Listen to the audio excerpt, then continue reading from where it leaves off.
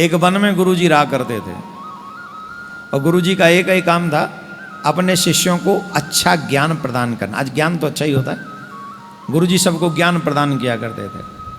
बड़े बड़े दूर दूर से बड़े बड़े लोग अपने बच्चों को वहाँ भेजते थे, वो ज्ञान प्राप्त करते थे। सबने ज्ञान प्राप्त कर। गुरुजी एक और काम करते थे, जैसे रविवार को यहाँ छुट्टी होती ना, कभी कभी वो अपने बच्चों को इधर उधर घुमाने भी ले जाते थे, जिससे दुनिया देखी जा सके, संसार देखा जा सके। संसार को देखना भी जरूरी है, पता चलता रहता है उल्टा सीधा क्या है। तो एक बार गुरुजी अपने शिष्यों के साथ में वन में भ्रमण करने के लिए गए,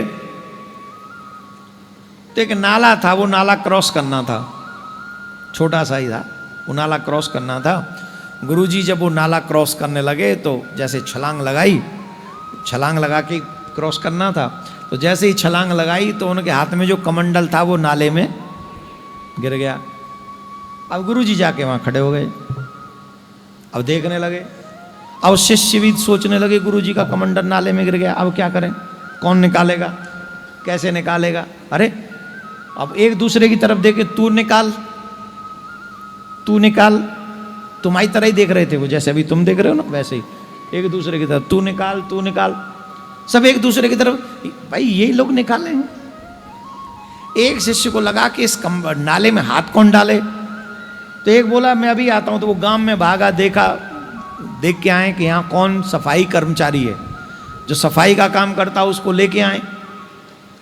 तो वो निकाले, फिर धो मांज के हमको दे, फिर गुरुजी उसको यूज करें।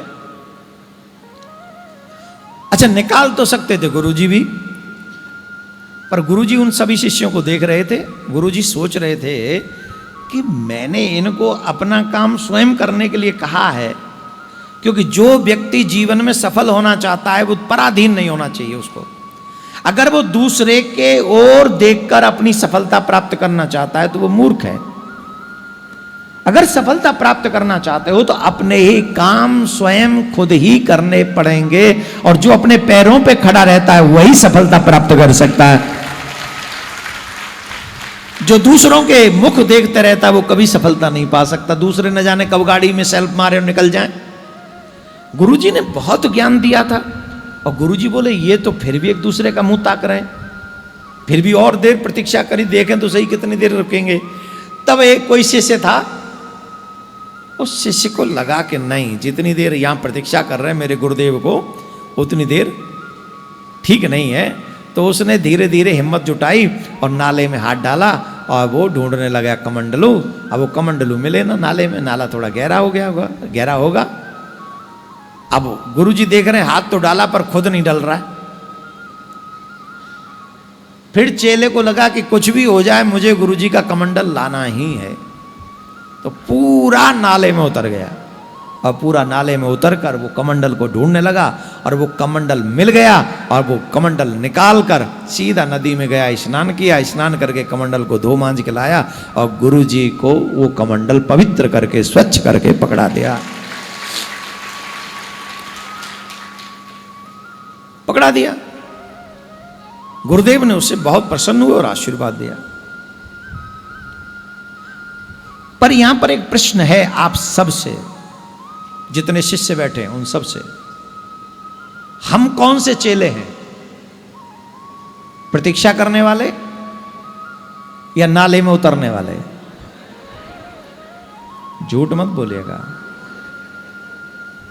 झूठ मत बोलिएगा।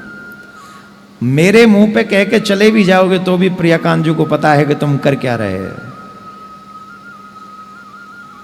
यह सच है कि कमंडल तो गुरुदेव भी निकाल सकते थे, यह भी सच है कि वहां अधिकांश शिष्य खड़े रहे और उन्होंने नाले में उतरने की साहस नहीं जुटा पाए, लेकिन यह भी सच है कोई एक था जो उस नाले में उतर गया और कमंडल को लेके आया, और ये सिद्ध किया जो कर्म करता है सफलता उसी को प्राप्त होती है। यही याद रखिएगा, कृष्ण जन्म भूमि का ये जो उद्देश्य है, जामा मस्जिद की सीढ़ियों से कन्हैया को वापस लाने का जो उद्देश्य है, हम सबको इस गंदगी में, जो गंदगी मचा रखी है लोगों ने, उस गंदगी में हमें उस नाले में उतरना होगा, और उतरकर अपने कन्हैया के उस छवि को वापस लाना होगा। और जब उतरेंगे तभी वापस आएंगे, उससे पहले नहीं आएंगे। उससे पहले वो छवि आगरा से मथुरा वापस चाहते हो वापस आए कि नहीं? पहले मैं उतरा हूं तब तुम्हें उतरने का इशारा कर रहा हूं। तो जो जो मेरे साथ उतरना चाहे, come to me and let's go. कुछ अच्छा करते हैं और कुछ बढ़िया करते हैं। इस संसार में कौन कितने दिन रहा ये कोई याद नहीं रखता, लेकिन जितने दिन भी रहा वो कैसे रहा ये हमेशा याद किया जाता है। जोर से बोलना पड़ेगा।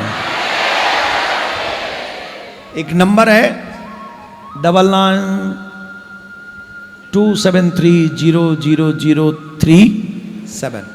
इस नंबर पर मिस कॉल आप लोगों ने कर दी होगी।